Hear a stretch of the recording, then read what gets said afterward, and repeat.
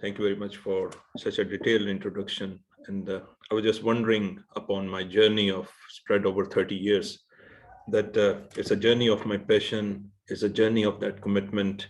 And I'm so thankful and glad that Taif has actually created this platform for myself to talk something of value to all the attendees, all of my colleagues who have been listening to me. Let's start with a prayer. Bismillah ar-Rahman ar-Rahim. Rabbi shrah li sadri wa yassir li amri wahlul uqdatan min lisani yafqahu qawli. O Allah, open up the door of wisdom on us, make our work easy, and remove the utterance of my tongue so that people should understand. Today we are going to talk about something very interesting, something very relevant, something very heightened value, because as the title, as you have been gone through it, we are being in a different array. We are being in a different time zone right now, where we are having a realization of some of the important aspects in our life. So inshallah, what we are going to do today, I'm going to bring the gist of those experiences during that talk.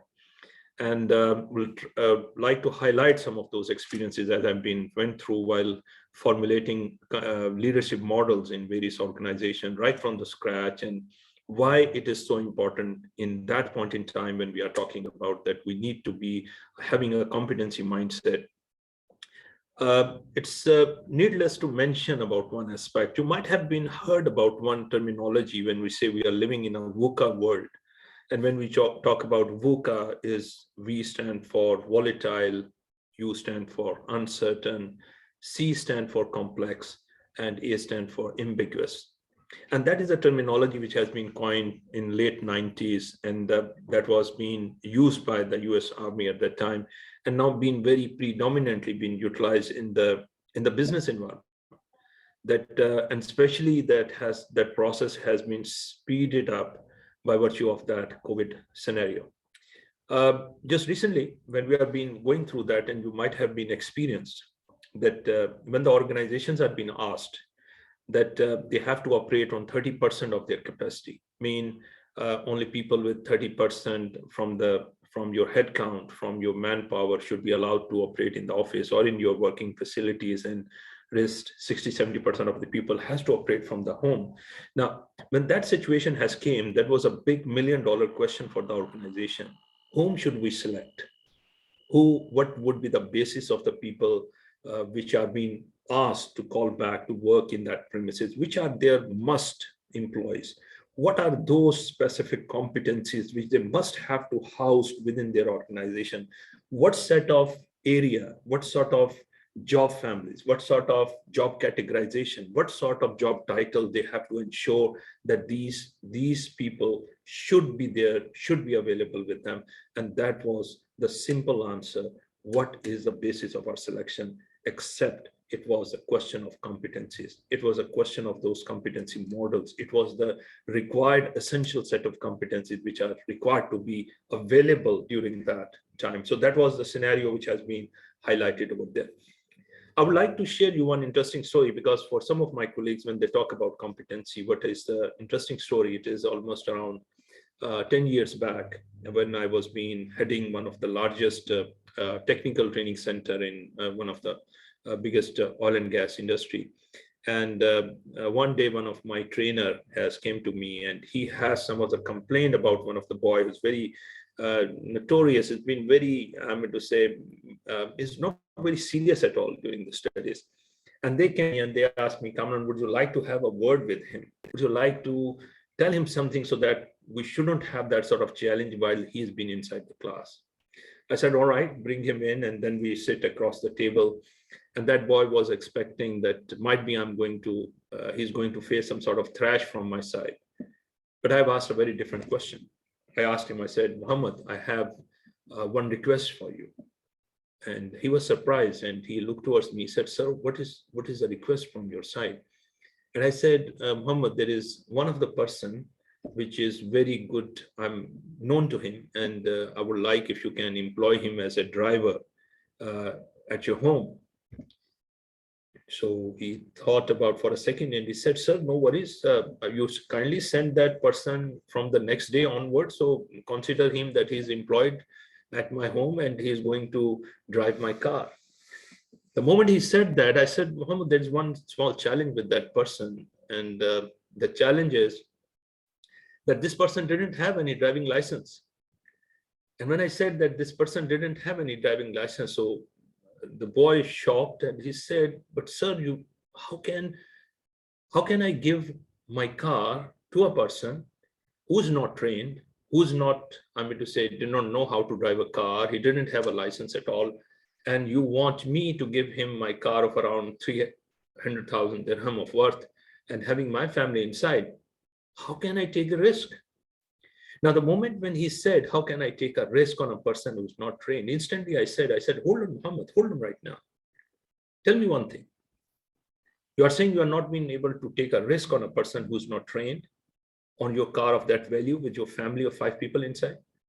Now tell me, Muhammad, if you're not ready to take the risk, how do you expect us that we are going to take a risk onto you if you are not competent, if you are not trained to take a risk on $1 billion plant with 6,000 people working inside the plant? Should we take the risk onto you?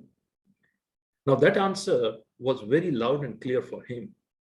And it was a question of competency. And I'm very delighted to highlight that part, that since that time when he got that paradigm shift in his thinking, he got the importance of why competency is so essential and so important for us that we have to go through it. So that is the subject of our day today. Now, before we proceed, what I would like to run for you is I want to share, if you've been ready with your mobile phones, we are going to run some small exercise together.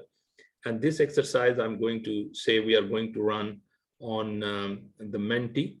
And let me share that, my screen with you. I hope you can see my screen as well now. You can see that? Yes, sir, can see that. All right. Now, please open up your mobile phones. And if you can see at the top, you can type www.menti.com on your mobile phone, and you are going to get the screen.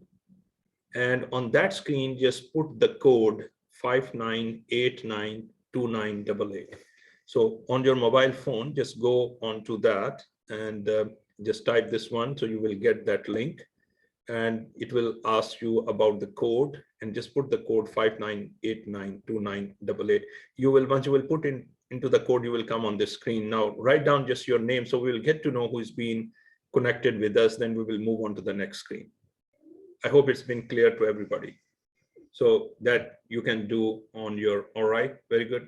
Brian, I can see that you've been getting to it. Faiza, all right, wonderful. Shahood has also checked in, very good.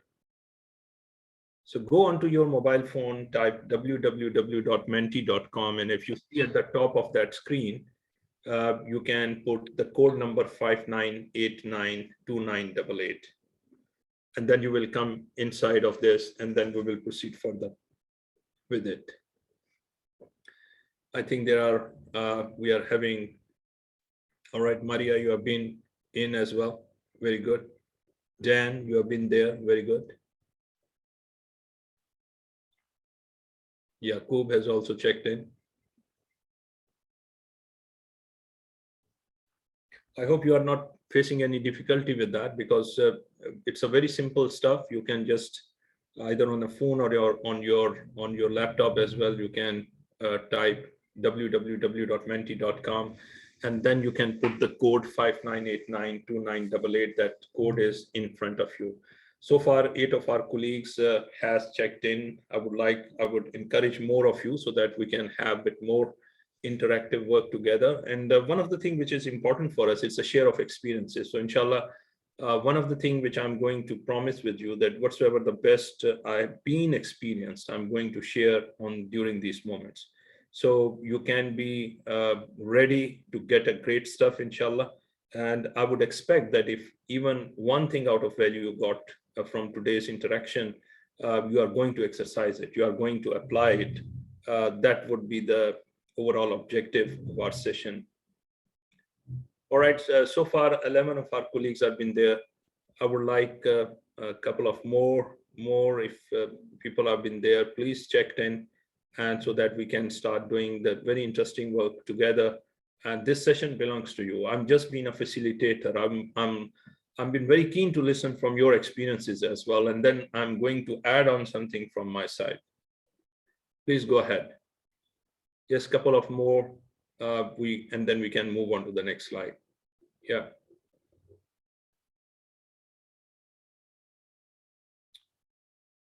All right. So I'm just moving on to the next slide now, and let's see. In the meanwhile, you can still check in, and you can give us some of your opinion. Now, the screen in front of you. That screen talk about what are your current competency-related challenges. Now, to open up our subject of discussion, I would like to know from your side, what do you think the company you have been working in, or the scenario you have been in, or in your respective jobs, or in your businesses, or with your customers, with your clients, what are the competency related challenges? What do you think is which is going to give you a sleepless nights?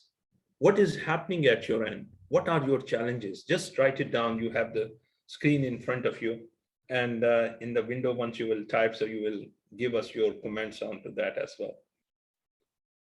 So what are your current challenges? And the same, I think the screen has changed on your mobile phone or on your laptop. Just put some of your comments over there now.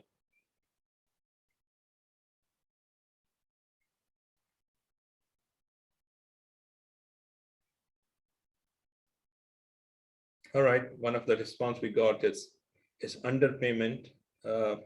Another response we got, we had a focus and limiting beliefs, authenticity to build for coaching, project execution.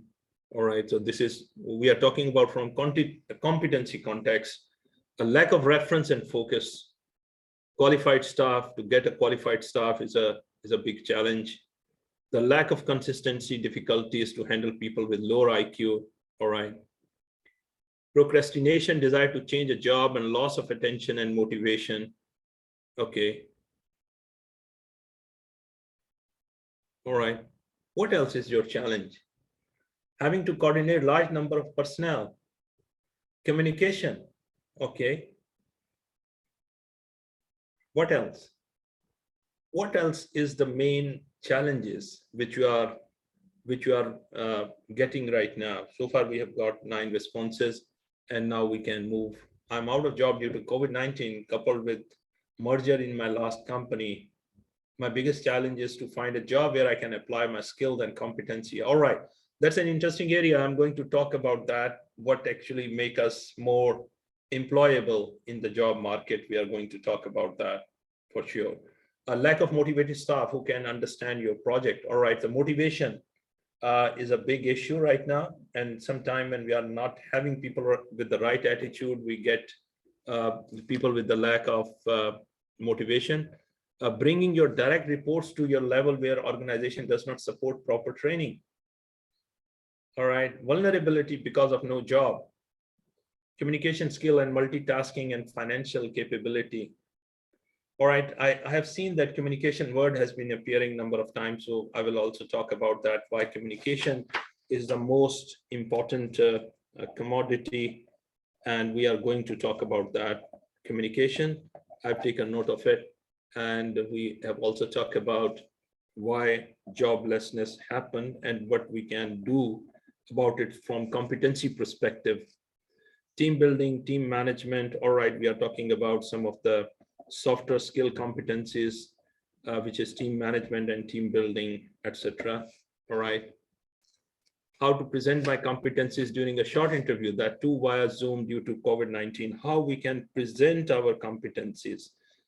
Okay, I'm going to talk about now something very interesting, which is called the level of competencies. All right, that's fair enough. I think I got an idea, and now I'm being just moving back onto the screen, and then we can talk about inability to improve in career advancement due to lack of time and inadequate finance. All right, so let's look into that. First of all, let's talk about when we talk about the competencies, and competencies generally let's have it that it has the 4 levels. So first of all, let's make the picture very clear in front of you. And this is going to answer why some of the people in the same profession, they are being highly paid. Why some of the people, they are remain jobless in the same field. Why, what are some of the best strategies in which actually we can scale up ourselves? So what is the answer to it? So first of all, let's look into the competency concept. So competency, when we talk about competency, is your knowledge, skill, and your combination with your attitude, your knowledge, your skill in your respective area, plus your attitude, that make up the competency in a simpler terms: knowledge, skill, and your attitude. Now, when we talk about knowledge and skill, this has been very precise, very specific into your area of competence in your field, whether you relate with human resource or you have been an engineer or a project manager. So you have a knowledge and skill, plus it will add on with your attitude. Whenever we talk about attitude, this is a very well saying that your attitude in life that define your altitude in life. Your attitude in life defines your altitude in life. So whatsoever the attitude you carry as a professional, that define your altitude as a professional. Whatsoever the attitude you carry as a person, that define your altitude as a person. So attitude is a very important aspect. Attitude is your mindset. Attitude is your philosophy in which you drive your life, and that is very important. I normally quote that you are not going to take a risk with a surgeon who is declared to be highly competent in doing operations, but this person is unethical. Are you going to take that risk? Are you going to, you are not been certain whether that person is going to operate. Maybe he or she highly competent, but integrity is a question mark. Are you going to take a risk onto that? Absolutely not. So when you talk about competency, let's make it very clear. Now, the starting point. Competency always progress in the 4 levels. The first start, the first base from the competency start, it is called unconscious incompetence. So for example, if you want to learn something new today, if you want to talk about project management, if you talk about some sort of leadership, or you want to talk about some of the engineering skills. So when you entered in a university to learn about the subject, at what level you are at the level 1, which is called unconscious incompetence. So might be you've been enrolled in a master program or a bachelor's program in certain engineering or in business administration or IT somewhere else. So question is, you didn't know what the subject is all about, and you are highly incompetent into it because you cannot put any idea into practice because you are not being aware of about the ideas. So from where we start our competency journey, that is the level 1. It is called unconscious incompetence. This is the level number 1. Now, for example, you get yourself enrolled in a university and a college, and after 1 year, 2 years, you have been gone through 20, 30, 40 subjects altogether, and you get to know about some of the fundamentals, some of the conceptual models of it, some of the knowledge-based ideas onto it, some theories, some philosophies you have learned about it. You move to the next level. The next level is called conscious incompetence. What was the first level? Unconscious incompetence. Now, when you get some of the knowledge, when you get some of the awareness, when you get some of the sharing of ideas and thoughts, you move to the next level. Next level is called conscious incompetence. Now you become aware of some of the ideas which you are not been aware of before, and this is called the knowledge level. In our universities, in our colleges, the maximum level what we attain is the second level, which is called conscious incompetence. Mean we are being aware of some of the ideas, theories, concepts, but we are not having a capacity to apply those ideas. So it means we are on the level 2 only. Now, when you started doing a job, when you started giving an opportunity to work, so what exactly started happening? You started experiencing and implementing those concepts and those ideas which you have learned from either through courses, through certification, through bachelor's degree, etc. Now you started putting into practice. When you have the capacity to put it into practice and you learn up to that level that without any supervision you can do it independently, you attain the level 3 in the competency, and the level 3 is called conscious competence. Level 3 is conscious competence. Mean now you have been aware of, you can apply those concepts, you can apply those competencies, and you do not require any sort of supervision onto it. You are on the level 3, which is called a skill level. So my dear friends, when you look into the business market does not care about how much on you are level 1 and level 2. They don't care about that. But of course, they are only going to pay when you are in level 3, and they are highly pay you when you are on the level 4. But of course, you cannot progress to level 3 from level 1 and level 2. The reason of our joblessness, especially in our scope, is that when the students, they came out of the universities with the fresh degrees, they thought that they are employable. Now, at that instance, maybe some openings have been there, but in order to become more attractive for the employer, they must have to touch upon to the third level, which is called the conscious competence, mean which even they don't have the jobs available. I normally recommend in the universities, I told them, in that instance, when you came and complete your university education, even if you don't have a chance or there's no job, I would emphasize you just go into the market and offer your free services just with the sake of learning on those ideas, concept, so that once you started becoming a little bit of practitioner of those ideas and things, you can touch upon a little bit onto the level 3 competency where you become started attractive for the business market. Now, level 3 is conscious competence. What is the last level? The last level is the ultimate level, which is called level 4, and level 4 is called unconscious competence. Mean that you have applied a lot of ideas, lot of methods you have applied from onto it, and for such an extended period in time that you have attained the mastery in it. Now you have the mastery in it. You have a mastery up to that level that even in a half of your sleep, you can do a lot of stuff around because you have experimented with it. You have applied it in so many number of times, you become a master in it. And please, my dear friends, the mastery is the stage where you are being highly paid. So for example, when I talk about, we just talked about any profession. Now question is, let's take an example of top 10 lawyers in your country. Talk about top 10% of the architects. Let's talk about top 10% of engineers, top 10% on any field. If you look into their income band, rest of the 90% are nowhere near to it. Why? Because that top 10% attain and they are being on the mastery level of exercising, because their competencies, they have been experienced and experimented and applied in such a period of time. And mastery level came when you get the capacity. Not only you are the practitioner, now you are the trend setter. Now you can establish a standards in that field. For example, if you are a project manager, so now you can write books onto it. Now you can publish papers onto it. You can invite it to have your expert opinion about it. You are the one who actually establish the protocols for that field. That is called the mastery level. So if we recap again, what is the level we talk about, from unconscious incompetence to the conscious incompetence to the conscious competence, and unconscious competence is the ultimate level into that. And basically, as a professional, if you want that you remain employed and you have a lot more market, to try to identify your area of expertise and try to build upon your mastery up to that level.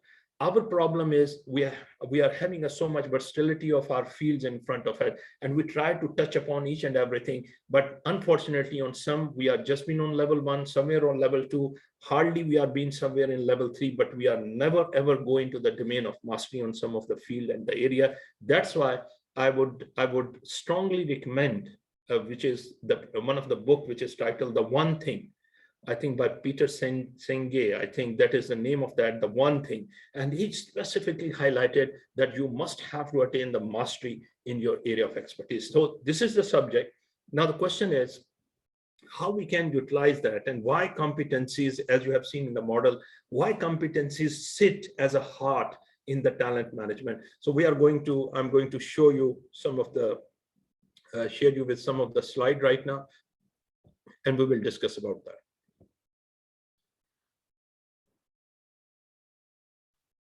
All right. It's not coming.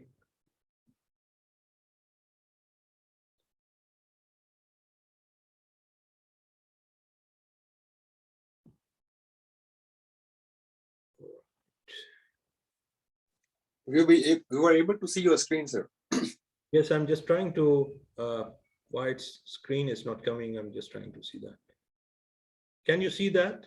My slides, I'm not being able to see it. Okay, now you can see that? Yes, sir, we can see that. All right, okay. Now, here we are, which is called a competency framework models and assessment. Now, there's a question. Every organization has to build up their competency models. So we have talked about just in general what the competency is important, what levels of competencies people are went through it. Now the question is how we build upon those competencies and what are the different ways and means in which it is can be done.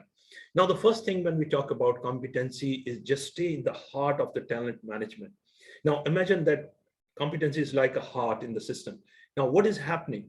If I'm having a competency framework mean that I'm having a different job families in my organization. I have the different titles in my organization as well. And I'm being able to identify with the pinpoint accuracy that which job title, which job positions required to have certain set of competencies, what technical competencies are required, what leadership competencies are required, what support competencies are being required. So imagine that in your organization or somewhere else, it is being established. Now, what is the benefit of it? Now, let's look into start in that circle from the first thing I would talk about, the career and succession planning. Now, for example, if I'm having a competency model in my organization and I have to move that person into a manager level, or I have to move into a departmental head level, or I have to move as a vice president of the company, I have to move it as a director of the company. So if I'm having that competencies are established on different respective job level, the job is very easy for myself, because if there are 2, 3, 4, 5 potential candidates, I can evaluate their competencies and I can pick the best of the best out of this lot, who is going to be the better match and the choices for to become the next successor in my organization. And this is called the best and the seamless way of promoting people purely based on competency, purely based on the merit that the people who possess those competencies are going to be promoted on the next on the level. Now, problem is within an organization, why this is very essential to have a competencies, because if you might have experienced, there's a big challenge which is happening in the organizations as well, that especially the process industry, the technical organization, there are technical people. When they grow into the ladders of the organization get into the dilemma. The dilemma happened, which I've experienced in my advisory service, which I've experienced many number of time in my consultancy project, that the dilemma biggest happened with the leaderships of the organization is that they said that whenever they bring the person who's a highly technical and is being the star of the team, and when they promote that person as a manager of that division and department, they got the biggest nightmare. You know why? Because the person who is highly technical and so good into that area, when you promote them as a manager, the problem is the manager level required a different set of leadership competencies. And the problem is that this person who has been already comfortable with the technical competencies started operating the managerial job with the managerial rather than with the leadership competencies, with the technical competencies. He started what you can say demoralizing a lot of his team members around, because at that instance he required as almost an upward shift, that if on the low level there were 70% of the technical competencies required and 30% of the leadership competencies required, when you promote person to a managerial grade, now it has been flip over. Now it's 70% of the time the leadership competencies are being required and 30% is the technical competencies required. So that is one shift which is creating a problem, because in that instance, if they are not having any presence of a competency model, the people didn't know which way to go, and that also frustrated those technical people as well. And many of the time that when I was been conducting the engagement exercises with many of the professional, they said that they don't want to get promoted into the admin cadre of the organization, because they feel like that their acumen is more on the technical side. So in that instance, you can create your technical career ladders as well. Technical career ladders always happen into a Y shape. So for example, if some of the person who's been highly technically competent don't want to become a manager or a VP in a department, but want to get a growth in the organization, then there is a parallel structure, which is called a technical career ladder, in which that person can get a promotion according to the technical authority or the expert in that area. And that is the level of that mastery which I have talk to you that in every organization, when you grow into that level, you actually attain the mastery level. So now you have looked into the career and succession planning process. The second thing, when we look around, which is a big issue with the organization, when they talk about their learning and development needs. Now, what is the situation happen? In the learning and development, the companies has established a big projects, big budgets for their organization. Now, when they are having a big budget, they didn't know where that budget has to be channelized, which is their specific need, which area they have to invest in. So what they do normally, they go off the shelf. So for example, there are many of training service providers, for example. If I approach them and I didn't have that heart available with me, what I normally ask, I ask them, what are the training, what are the leadership trainings, what are the technical trainings you have been offering, and whatsoever they offer off the shelf, I took it. I actually take my people to attend some of the training courses, and at the end, it is not going to give me return on investment in majority of the instance, because it was not properly been evaluated based on the competency requirement. And the requirement was that many of the training courses which we got from off the shelf is mainly addressing either your awareness level or knowledge level competencies, whereas the people who are functional in the organization, they do not require many of the instance the awareness and knowledge level competencies. They require a technical set of competencies, they require skill level of competencies, and that is a problem where people feel not very happy with the outcome, and the companies spend a lot of money.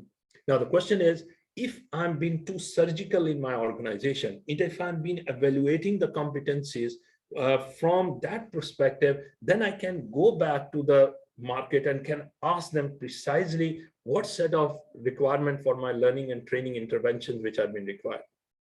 I quote an example. Let's take it as a general example. For example, if I have a headache and I went to a pharmacy, and he asked them to the pharmacist, I am feeling a headache. Would you like to give me some medicine or prescribe some of the medicine? What he's going to do?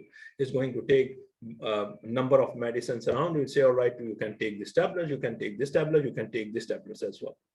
And you can take this one as well. Now I took all the things, and if I took it over here and I took it, but still the pain is not going. So what is happening? It means that I have took some of the solution which was precisely not my requirement. But if I went back to a doctor, and if I say, doctor, I'm feeling a headache. Now, if the doctor is not going to prescribe me medicine at that instant, might be he will ask me, okay, you go and do some of the checks and things like that. Once he's going to take those, the medical reports, etc., then he identify what precisely is the root cause analysis, then he prescribed me some of the medicine. And that medicine, when I go for the pharmacy, and if I took this medicine, there is a likely chances that I will be recovered because it is pinpoint accuracy related to my competency, related to my issue. Now, that is the point I'm talking to you. Do you are having that sort of health check in your company? Are they evaluating their competency requirement like the way I took a metaphor of a doctor, that as a doctor, when the doctor is going to evaluate, when the doctor is going to see what exactly is your requirement, then you are getting more effective medicine. Are you getting the most effective learning intervention? That's my question for you. Think about it. Now, the third thing is the performance management. Can you do a performance evaluation without having a strong competency base, having a strong competency models at your end? Can you do that? Answer is absolutely not. Because when we talk about competency, competency is the ability of the individual based on that position. Because I mean, always the competencies are being established based on the job requirement, the job titles. And then you put the person matching according to that job title into that position. Now, when that person is doing the job, the one thing is whether the person has the ability to perform the job. This is a question of competency. Whether a person is possessing those competencies which are required to do the job, this is a question of competency. Now, whether person is performing according to their ability, which is being established according to the competency, whether that performing according to that ability, that's a different subject. So for example, I'm highly skilled and I'm attaining mastery in certain area, but my results are pathetic. So if you look into my profile, I'm good in it. I'm having a lot of my credentials, blah, blah, blah, but my results are pathetic. It means I'm not utilizing my ability up to the fullest. This is a question of performance management. Now, if you are having a clarity about it, what competencies are being required, and then you can evaluate that whether this person has been doing the right performance or not. Then another thing is the resource utilization. Another challenge in the organizations are that there are many competencies. There is a lot of what you can say the knowledge base exists within an organization. A lot of internal people who attain a mastery in certain area of competencies. But the problem is because they are not spotted very well. So what has been the situation which has been happening because they are not spotted well, even for the same set of issues or the challenges, we might have to brought people from outside because we are not being aware of that we are having an in-house availability of those competencies which are being evaluated because there is no framework which exists. So because it doesn't exist, it means that we are underutilizing our resources. We have some of the people who can do a smart job, but because of the absence of certain competencies and evaluation and assessment, we are not being able to actually utilize them to the fullest. And this is the biggest loss for the organization as a whole. Then you talk about the recruitment part. I quote an example from the book, Good to Great by Jim Collins. Beautiful statement he has highlighted. He said that organization is like a bus. First, you have to ensure you have to bring the right people inside the bus, mean the right people with the right competencies inside the organization. You have to take the people, the wrong people outside the bus, the people which are mismatched competencies or they are not competent, took them out of the bus.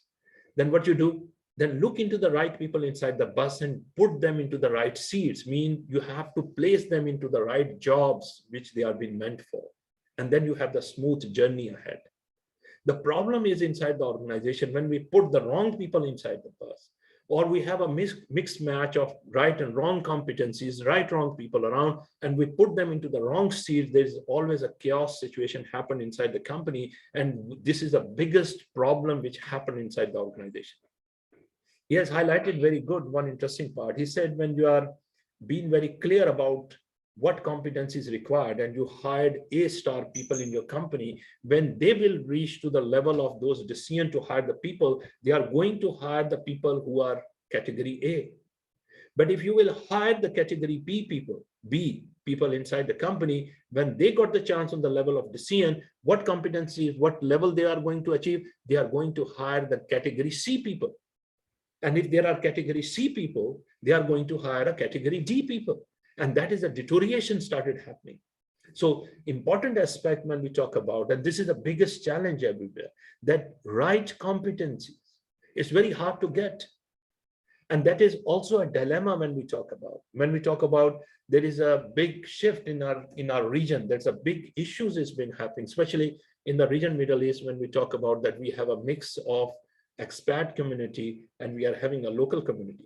You know, the bigger challenge what has been happening, because these expats which used to work with the organization over an extended period in time, of course there is a day of retirement, and when they retire, the biggest problem happened with them that once they retire, they take along with the beautiful inventory of their experiences along with them, that tacit knowledge that goes along with them. Why? Because there was no mechanism put in place to ensure that what set of mechanism has to be ensured that we are being able to retain those specific competencies within the organization before they get retired. This is a question of knowledge management. Can we do a knowledge management without having an identified set of competencies? Answer is no. Then we are having certain competencies, especially in the operating industry. We need to establish some sort of certification. For example, highly technical jobs. If you talk about a technical job, for example, a boiler engineer, they need to have certain certification. For example, X-ray weld, they need to have certain certification, and that certification had certain validity period. So if we identify those critical competencies which require a validation from external party, do we have a mechanism in place to ensure that they are being available inside the company as and when it is being required? And they have a mechanism in place to ensure that whenever those competencies required, they are being available for the company. Then we talk about workforce analytics. Now, question is, we are bringing a new technology. We are going through a certain fit for future concept, and we are being trying to enhance that concept. What would be the set of competencies or the people we are required to have according to that changing environment and that landscape which has been changing another 5 years, 10 years? What type of people we will require? What type of competencies we have been required for that? This is called a workforce analytics. What analysis we perform right now, and based again onto the competencies. So what is the most important aspect is the problem happen when the competencies are not being established and there's no mechanism for the competencies assessment process. We are not being able to build up an organization which is agile, which is result oriented, which is being able to strive and thrive in such a changing environment. Now, in today's environment, when we talk about when the organizations are not having that sort of open budget to hire everybody, they have to be very specific, they have to be very surgical, they have to be very pinpoint accuracy, what competencies they need to have that. So that is a question when we talk about, you need to have a competency model, you need to have certain assessment criteria, and you have to work around that. So this is just to highlight the bigger picture in front of you, how it works. So basically, when we talk about in the competency models, how it works. So first of all, you have to establish a framework. So framework is a concept. Framework is that you have the different job families and you have the job titles and you have all the competencies which are being established precisely over there, what competence is required, what levels are being required, and to which position it belongs to. And remember, we are not framing competencies looking into the individuals. We are framing competencies looking into the profile of that job profile. We are focusing on the job. Then once we are having the competency, then we have to identify what proportionate learning solutions are being required. Now, this is a different domain altogether. So for example, if I'm having there are some of the competencies we talk about, communication, for example. It has been identified my communication should be on level 3 or I'm being just on level 2. So that is identified as a gap for myself. So once that is being identified as a gap, what learning intervention I have to be created for myself so that I'm being able to plug in that gap. So that is an answer which we establish from the learning solutions altogether. Then we are having a competency management system. So for example, there's a huge amount of data and we need a tool. And by the way, this, for example, this I'm referring to COMIA. COMIA, you can see this is one of the tools which is being available in the market. For example, you can do your assessment based on that. COMIA is a Swedish company and it is abbreviated as Competency Made Easy. Now I'm been just reflecting what analytics we can use. There might be some other tools are available over there, but what they do the analysis aspect for yourself. Now, what aspect they are creating? For example, they can identify that, for example, you need to have a trained people, you need to have a mechanism how to establish a competency models and the assessment, and then you need to have a technology available in your hand so that you can be able to evaluate. So this is all make the competency models. Now, I would like to just move on to that whenever we do the assessment process. So for example, I'm working as a mechanical engineer, for example. Now, how the assessment process works. So the assessment process works into the 3 levels. For example, first is my self-assessment. So I'm being given my job competency model and I'm going to evaluate myself according to the different levels which have been there. Now, is my self-evaluation is objective?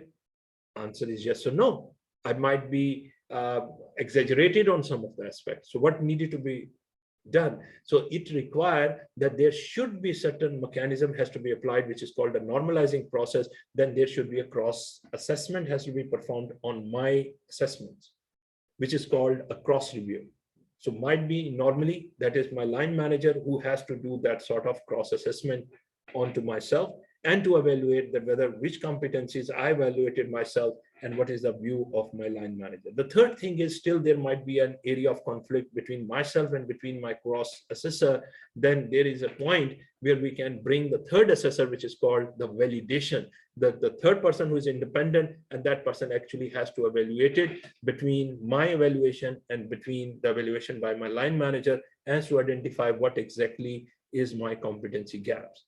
So when the competency gaps have been there, So all of my individual IDPs, the individual development plan. So my development plan is being very surgical, is been very specific, is with the pinpoint accuracy what required for myself to be developed in that specific position. It is called IDP. So I quote an example. For example, when you talk about people when they go for a medical checkup for a blood report. So what the blood report talk about? So each person blood report is different from the other. It means it's very specific to myself, it's very specific to you. But that blood report give me the parameters. What is the required range? What is my value? Where I'm within range, with where I'm outside of the range. Now, what is the intervention required? Intervention required where I'm outside the range, I must do something to come within the range. The same metaphor we utilize in the competency models whenever we have been looking into the set of competencies and we identify which area you require certain evaluation. So again, we identify, for example, what are in the competencies, what is our collective strength as an organization? When you look into the concept of a learning organization, what is our collective strength? Where is our collective gaps? And how much in compliance we have been doing our assessment process. So we actually do that sort of assessment and we are looking into that. Now, I will just move into that part. For example, if you see, this is just an example of how it looked like, for example, in any tool, as I mentioned, that once you have been doing that, so these are on the left-hand side, there are different competencies which are being highlighted over there. Now, if you look into, for example, reliability, agility, curiosity, presentation, etc. And if you see on the bottom right-hand corner, on the right-hand side, this is called the competency guide. So that competency guide is related with every competency. And it has 4 levels. What is the first level? Awareness. Second, knowledge, skill, and mastery. So every competency has further 4 levels as well. And that gives the description of that. And remember, this is called a competency guide. And this competency unit has these 4 levels. And each level has different competency indicators. So this is the work which is being required to be very meticulous, being very much specific towards that job, because that competency model, that competency guide would be different from one type of organization to the other as well. And here you require the subject matter expert. Here you require the people who can benchmark with the international best practices, and they build up that competency model for the organization where you can go for the assessment process. And then this assessment has been done, cross-assessment, and validation. Now, if you see that that report, and what you are going to see, you are going to observe that on the right-hand side, just like a traffic sign signals, you might have seen that there are some red dots and there are certain green dots have been there.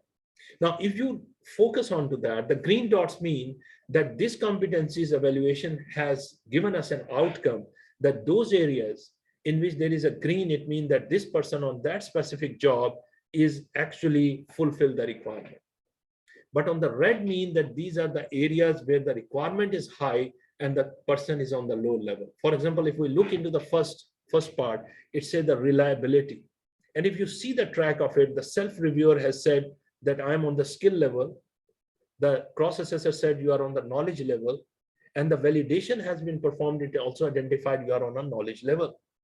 So required level was, job level required was skill, and the person was evaluated as knowledge. So there is a gap. And that gap has been picked up by the system as a competency gap. Now, when you look into the list of these competencies, there might be 10, 20, 30 gaps over there.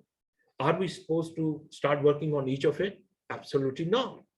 How we are going to choose that? Now, that is the point where I'm going to highlight that aspect, that whenever you make a decision about which competencies you have to be worked in, you have to look into your organizational goals and objectives for this year. So for example, you talk about year 2022, what are your goals and objectives for the year? And when you look into that part, then you can align which competencies are essentially required to be plugged in according to that, and which should be the priority in which you have to be focused on it. Now you're getting the point into that how much it is very surgical, how much it is being with a pinpoint accuracy, and that methodical process actually require a lot of intervention, a lot of commitment, a lot of work, and a lot of engagement, but the results are manifold. And that is a point. If I just see, if you are, for example, how you can see that now, this is just an example of that. For example, if your self-assessment or your cross-assessment has been done, now you can see the spider chart over there. And that spider chart talked about, if you see the solid line, all the periphery, these are the competencies. And the solid line is like the job level required, which is for that job. And the blue area inside of it is your exact competency assessment reference. So you might have seen that there are some areas in which still the white shade is there. It means that you are lacking, or someone else who is having that report is there that is lacking on that area but some of the areas where it has been exceeding those requirements. Now, the point is, if I'm doing a succession planning for some of the person, how much it is easy for myself? It's quite easy, because I can simply look into that spider chart, and I can identify that these 2 or 3 critical competencies which are required to be performed, and this person has not done that. So I can focus during my succession planning process that this person has to be worked upon to that competencies, and I can develop that competencies for the succession planning. Or if I'm been taking that role, and I can also focus on what learning interventions are being required for that person. So you might have seen that these are all the sample of that templates, which is can be generated from a tool around. But this is very interesting. For example, this is the data analytics, so which can be generated out of those competencies. If you can see, this is a dashboard. It can identify, for example, in your company, how many number of competency gaps you have been there, how many number of compliance percentage you have been existing right now, how many strengths you are possessing, how many people they are on the mastery level on certain competencies, how many people they are being on the skill level of that. So these are all been written over there. And in the right hand side, you can see that the gap analysis also identify that which area I'm having majority of my competency gaps. So for example, if I say on a leadership part, I have a competency gaps on the communication part. For example, I'm having a gap on the communication part. And I see across my organization, there are 30 people who need to be on certain communication level, but they are not, or they are having a team building, or they're having a critical thinking, or there is a gap on the, for example, some other leadership competencies. So I can group those people and can identify what learning intervention is required for them, and I can upgrade their level after doing certain sort of evaluation. So this is just in a nutshell. I'm trying to highlight that competency is why it is very important, what is a methodical process in which we can do the assessment, why it is essential, why it is called being as a heart of those competency framework model, which has been required. Now, when one of the things which I would like to highlight, and this is very interesting to talk about that, because I said I'm going to talk about the communication, and that's very inspirational. I'm just talking about one thing, and which is very, very critical, because I said in the leadership competency model, we are going to talk about on the highlighted versions, what are the things which has been required. Let's take an example. And I was mesmerized when I get to know about that. I'm going to quote from a holy book, Quran, and Surah Rahman. If you just reflect upon that, what are the 4 initial verses which has been there? Auzu billahi minash shaitanir rajim, bismillahir rahmanir rahim. Ar-Rahman, allama al-Quran, khalaqa al-insan, allamahu al-bayan. Now, look into that.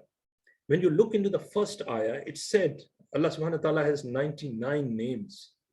And the top of the top name, when it's reflected as the heightened of love for his creation, it's called Ar-Rahman. Mean out of 99, the top of the top, which reflect the heightened of love, it is Ar-Rahman. So he has chosen that Rahman. Now look into the second ayah. There are so many knowledge. There is so many, the other knowledges are being available. But he highlighted the top of the top, which is called the holy book in the Quran. He said, Allah al-Quran, mean out of that so much knowledge, the top of the thing is Quran. Now, the third thing when he highlighted, he said that there are so many creation, there are millions of creation of Allah subhanahu wa ta'ala. But he highlighted the top of the top, which is insan. He said, khalaqal insan. The third on the top, he said, khalaqal insan. Now, when you look into the insan, the human being, there are so many skills are being available. There are so much competencies, so-called, is being available. But he highlighted in the 4th ayah, the top of the top competency and the skill, which is having the heightened value, it is called allamahul bayan, mean the communication skills, So I'm going to highlight this is very important. And I have observed in my career, when I traveled across 25 different countries, I met with thousands of people. And sometimes I try to think from leaders. I try to intervene with the people who have been the top-notch leaders in their companies. And I'm being very curious to know what makes them so special, why they are so much successful. And to my surprise, I get to know it is not because of that they are being so good in some sort of technical competencies, which has been there, because there are hundreds and thousands of people down the line that are more competent. But one thing, exception can be there, but generally what I've observed, one thing which was common across the board, they were very good in written and oral communication. They were fantastic, they were phenomenal. And that edge is very important. So one of the takeaway for all of my listeners who have been connected to me right now, I'm going to highlight to you. If you want to excel in your career, this is a one skill. If you started working on it day in, day out, and if you keep on honing that skill, that is going to take you to places. And that is one of the area when we talk about as a communication, and that is a part of it. I would say this is a big subject. I just tried to put some gist out of it for yourself, and I hope you might have got certain value out of it. I'm going to, at the end, give you, this is my book, 24 Gold Coins. Inshallah, this is going to reach from TIFE platform as a special gift for all of you. And you are free, feel free to read it through and to share it across your, I don't claim any copyright onto it because this is a purpose written behind that. And there's a bit of transformation which has come across in my career. And I'm going to leave with one inspirational story which has happened with myself when I was being at the first 24 years of my life. And that was the book where I have highlighted onto that part. I was a very introvert sort of person. I was lacking that confidence. I was not being able to communicate anything to any person at all. And that was a time when I was started having my first job. And when I was being in the first job, so I come across a gem of a person who was my first line manager. And the moment he saw me, we just started working on some of the project. And one day he told me, he said, Kaman, you had an amazing ability to be a good trainer. And I was shocked. I didn't believe on it because I said, I'm such an introvert person. I'm a shy person. I cannot do anything. And why you are asking me this thing? He said, no, Kamala, you have this ability. You have this potential. And to cut the long story short, anyway, he provided me with the platform and I started working onto it. And there was many challenges, but alhamdulillah, that has given me a bit of a different outlook in life. And I started working and I've become a different person altogether. After 3-4 years, when I left that job, actually I had to mobilize to some other job. I went back to that manager and I asked him, I said, sir, you have made a lot of change in myself. My personality has been changed. Sir, I would like to do something for you. Please tell me what I can do. Now, when I said, sir, tell me what I can do. So he laughed. He said, Kamra, I've done nothing. I just shown you the way. You just walk on it. I said, no, sir, but please tell me. That would be a favor for me. Please tell me what I can do for you. Then he said one thing. He said, okay, all right, Kamran, if you want to do something, then promise that you will do one thing. I said, sir, it's a done deal. Now, when I said, I'm going to do it, he said, Kamran, listen, if you are going to, I'm pretty much sure you are going to grow in your career. Promise me, when you will grow in your career, and you come to that stage where you feel like that you have something of value which you can pass it on to the people. You feel like that you can also highlight to the people where they can see a different paradigms altogether, a different insights for them. You will do it. Because if you will do it, I will feel compensated. Now, the moment he said that, I jumped on my chair and I hold his hand. I said, sir, it's a done deal. It's a done deal, sir. But I was not aware of that commitment which I made almost 30 years back. I'm still very happy. I'm still delivering on it. So my point of view, my dear friends who are listening to me, I've observed criteria in life. And I always said that there are two categories of people. One is called an ordinary and second is an extraordinary. Ordinary people has a format. They are always on the taking mode. They are always way across what salary I'm getting, what I have to deliver, what I can get out of it in relationship. Ordinary people. I have found a format. The extraordinary are the one who is always on the giving mode. They try to give the best out of themselves. That makes them special. While Hassan was talking about my credentials, the long list, and I was just reflecting upon myself. And I just think, was he me? I'm the same person. What has changed? The thinking has changed. And I'm going to leave with this. If you will change your thinking, and today is the day, today is the opportunity, you will be highly competent. You are going to get the mastery in your area. You are going to become beneficial. That is a mantra. If we are going to become beneficial as a trainer, as a consultant, as an employee, as a citizen, we become special. Thank you very much, all of you. And I'm open for any question also, please.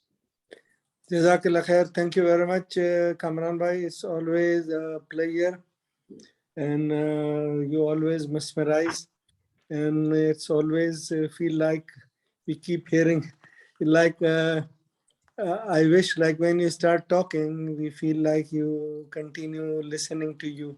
You should not stop. But it's unfortunate that we have limited time.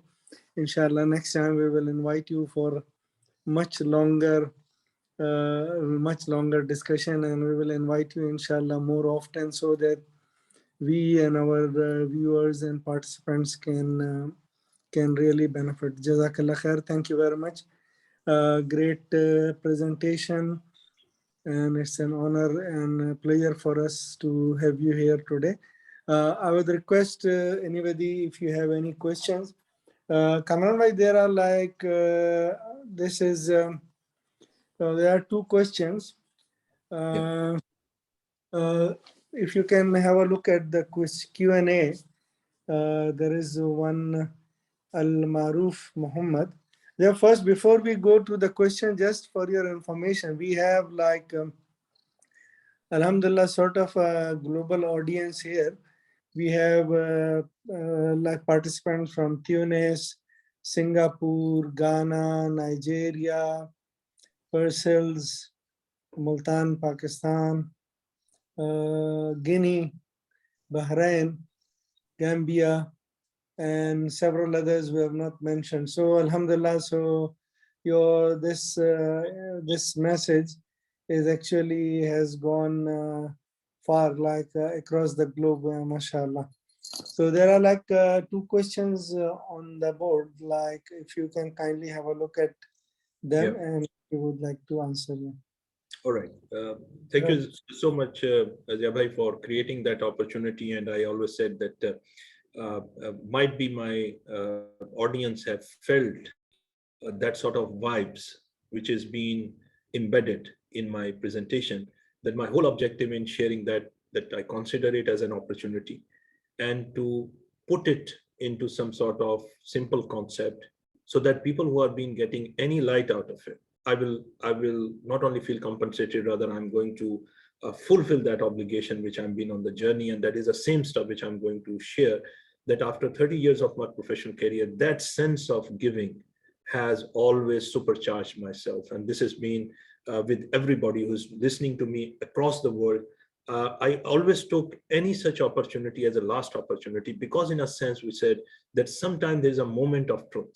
So if you will take this message, that if we are becoming selfless in our offering, we become the best managers, we become the best in relationship, we become the best entrepreneurs, etc. If we supersede that what we are getting and what we are giving, we are always been on the giving side, we become special. Now, coming back to the questions. I have two questions which is in front of me, and I would like to invite that if there are any further question, I'm always been available for you. Now we can read it, what is available. I'm 50 and was a teacher for 25 years and left in 2019 and desire a career change, especially in development work. Hence, I have bachelor's and master's in peace studies and conflict with over 4 dozens of free online courses. So what do you think can help me do a career switch, especially since my previous experience may not be relevant? Now, this question is actually a general, I actually have come across whenever I conduct my sessions, a lot of this question, and this is a very genuine sort of a concern from the people, that sometimes when even they have crossed a lot of their years in their professional career, they feel like they're on the crossroad. They are not being able to figure out what is their true calling is. That's why I always say, my dear friends, it is your job. First, you have to identify precisely what is your true calling, what you want to achieve in life. I would like to quote an example, as small, you might have had read a story, Alice in the Wonderland. And in the story, Alice was reached on the crossroad, and there was a cat on the tree, and Alice asked, "Cat, would you like to tell me which way should I go?" Then the cat asked the question, "Alice, first tell me where you want to go." And Alice said, "That I didn't know." In that instant, the cat replied, "Then Alice, it doesn't matter which way you want to go. So any of the way will lead you nowhere. So your true calling, what exactly you want to achieve, that's more important. Our problem is not the what you can say, not the route. Our problem is precise identification of my destination, where I want to achieve. I always say, whenever you plan for some of your journey, you don't plan which road you are going to go across. You first plan where you want to reach. So first you identify where you want to reach, then you come back and you identify what roads, what areas, what parameters, what courses, what certification will lead me to there. This is the job which you only can do yourself. The soul search, I can share a tip. If, for example, you assume that there is no constraint, there is no financial constraint for you, and you are living an ideal life, and you have $10 million in your bank right now. If I ask you what you want to do right now, what you want to do now, if you will think from that perspective, whatsoever the answer will spark over here, that is your true calling. And if you identify the true calling within yourself, the rest of the work easy, then it will drive you to reach to that point. So I would say, please don't make a fool of yourself by doing hundreds of sessions and hundreds of courses. You should identify where I want to go, what is the direction I have to, what destination I have to take, and then you can be flexible in your directions. Please remember, when we establish the destination, we do not change the destination. We only change our directions to reach there. I hope I've answered that question. Question number 2. This is not political question, sir. When you referred about whether anyone would like to go to an expert or an unethical surgeon, it just struck me why so many people vote for unethical and incompetent leader. I would say might be you have answered this question in your statement itself. It is again the question of incompetencies. That when we are not having a criteria, and when we ourselves are not eligible to evaluate, and in our system, for example, it's a bit unfortunate, where the person who has done the PhD and the person who's been so illiterate, and to have the similar value of their voting process, might be we are having that sort of dilemmas which has come. Anyway, it is a genuine issue. I cannot comment anything further because it is beyond my area of control and beyond my area of influence. Now, coming back to the third question, how to use the competencies like teaching and analysis for coaching and mentoring. Now, when you talk about how to use these competencies like teaching and analysis for coaching and mentoring, again, the question is, when you talk about a coach and a mentor, have you established what competence is required as a coach and a mentor? And where you want to coach? You want to coach for certain business leader? You want to coach for certain students? So first of all, you have to establish a competency model for a coach and a mentor. What competencies itself required for a coach and a mentor? Now, once you identify those competencies, then you are being able to establish, in order to educate yourself as a coach, what type of teaching, what type of basic methodology and concept you have to learn yourself as a professional coach. Mentoring is a share of experiences. So when you grow in your experience, of course, mentoring where you can suggest the ways and the methods based on your experiences. But when you talk about as a coach has to trigger a different thought process into the coachee, where the coachee himself or herself being identify different insights or different possibilities which are being blinkered before. It's a methodical process. So there is, if you talk about, for example, I'm an ICF coach, so it has 60 hours of their formal education, you have to go through it. And then there are 100 hours of coaching you have to do, then they give you certain status as a coach onto that. Now, question from Tahir. Jazakallah khairan, Kamran Sahab, for sharing your valuable thought as ever. My question is how one can explore or know about his or her hidden abilities, and which ability needs to be further polished and groomed to excel in life. Very right, very nice, Tahir. Question is that there are some sort of symptoms, for example, which if when we grow through our childhood, we can identify, or our parents or our teachers can identify those things. So for example, if I took my example, when I was being in my school days, I was very keen and I was very liked by everybody, even in my class fellows. At that time, we used to see a lot of Indian movies and things like that. So I've been very fond of that, not because I'm a fond of movie. Rather, the next day I go back to my classroom and to my colleagues around, and I share the story with them. I was a storyteller. Now that was one of the symptoms, and I was not being aware of that. Now, when I become a trainer, and that storytelling ability, which was hidden somewhere, has facilitated my journey to become a good trainer. So my advice is, first of all, look into yourself. Number two, if you are a professional and still not being able to figure out, there are many tools are available right now, which gives you a personality profiling. So you can do your personality profiling, which can give you certain indication which are your strength areas. Then you can also talk about your peers around, your friends who observe you in your professional setting, what they observed within yourself. So these are the sort of feedback where you can identify what is you are good in it. And also your own self, if you are doing 10 tasks, what is the one task or two tasks? When you do, you come out of time and space zone. The time flies. And you like to do it even for free. What is that area? Only you can identify. So have a soul search onto that. Once you identify this is my calling, hone yourself, establish yourself, develop yourself. Faiza, you have a question. Please discuss the transferable skills to change the field. I'm not pretty much sure what exactly you have been trying to ask over here when you talk about transferable skills to change the field. Again, as I said, which field you want to go. That's very important. For example, if I say, if I'm living somewhere in Abu Dhabi, and if I have to go to Dubai, it has a different route. It has a different thinking process. It has a different route I have to take. If I have to go from here to Ras Al Khaimah, it has a different route and a different thinking. I have to have that. So first important, where you want to go, which field you want to choose. Once you identify which field you want to go, which is your true calling, then you have to look where you exist right now. And then you identify, in order to reach onto that, you can talk to the people who are already in that field and identify what sort of transformation, what sort of certification, what sort of experiences you have to take in order to reach onto that level. So again, what I'm highlighting, please first identify the destination. Look around, search for your mentors in that area. Identify who are the mentors in that area. They are the best judge who can help you to answer that. I hope I've answered all the questions. Thank you so much. Over to you, Jalo. Thank you very much. There are like few people who have raised hand. I will first take those who have not asked any question on the question and answer, and then if we have time, we will take.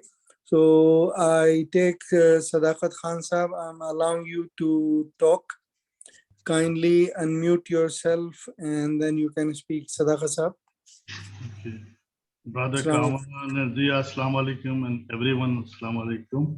Good evening, wherever. Thank you for a wonderful and comprehensive presentation on the subject, Brother Kamran. And I fully agree that the communication skill plays a vital role in career growth. So those who are attending this session must seriously take this advice and try to attend some career growth courses, training, seminars, etc. This will help. Definitely, this will help in their development of career, and they will reach, inshallah, to the top level. And you can see that during this presentation, Brother Kamran also have demonstrated the excellent skills he holds, mashallah. And we pray for you for all for your good health. And thank you for your advice, Sadaqat. Thank you very much. Thank you very much, Sadakat Anwar. Thank you so much for your kind.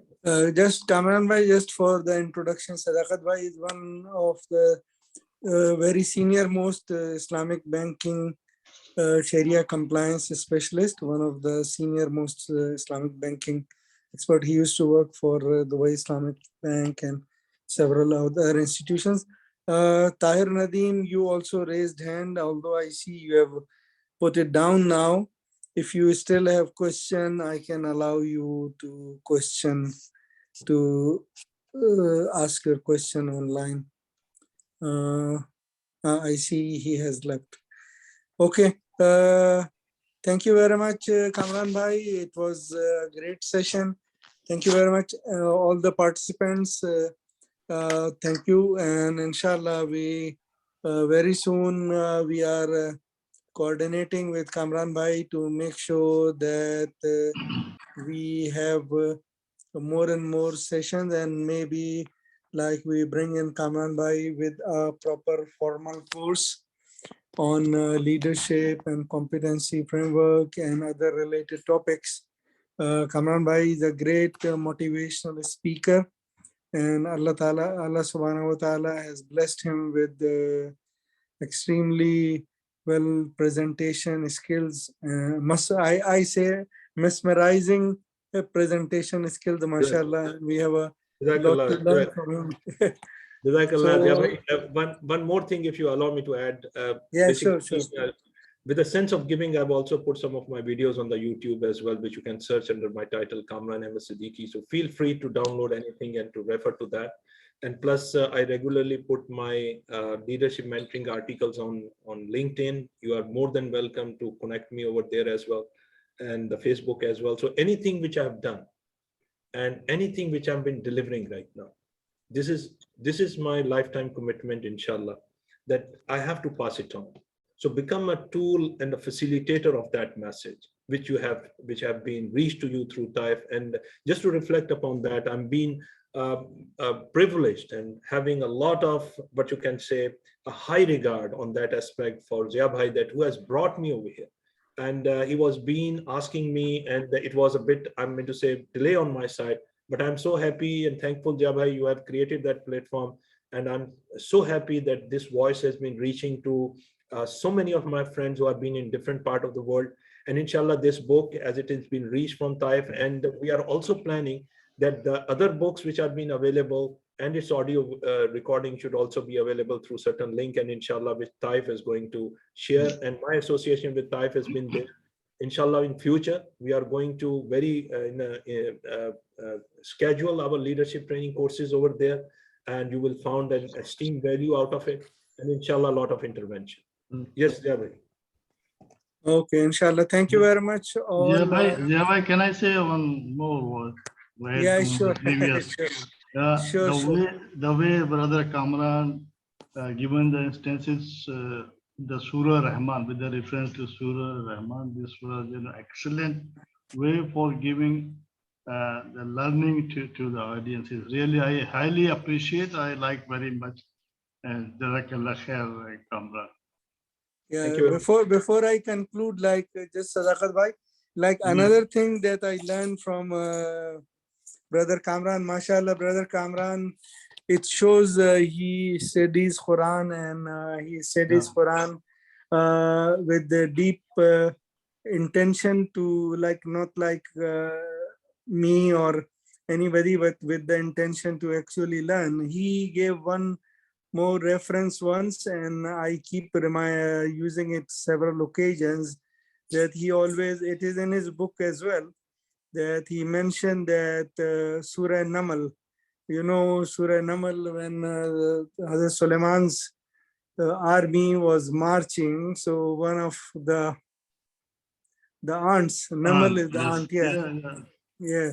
She said to the others that, like, she told them to just run away and disappear so that you are not crushed under the feet of the army of Suleiman. And Hazrat Suleiman listened to it, and because Allah gave him the knowledge, and he listened to it and he smiled. And this incident was recorded in Quran by Allah subhanahu wa ta'ala. So the message that he, brother Kamran mentioned, that is in the what this aunt was saying, was that to be of benefit to the others, he or she was not only concerned about himself or herself, Thinking she for was others. concerned about Great. thinking for the others and guiding them Community. to the problem that is facing. And this is we at TAIF and Kamran Bhai in his level are trying, that we keep guiding you to what we think is the right path. Unless there is anything, Kamran Bhai, you want to add, I would like to just thank you very much. Thank you, and Assalamu alaikum all. This was a great session, and this brings this session to an end. Thank you. Assalamu alaikum wa rahmatullahi wa barakatuh.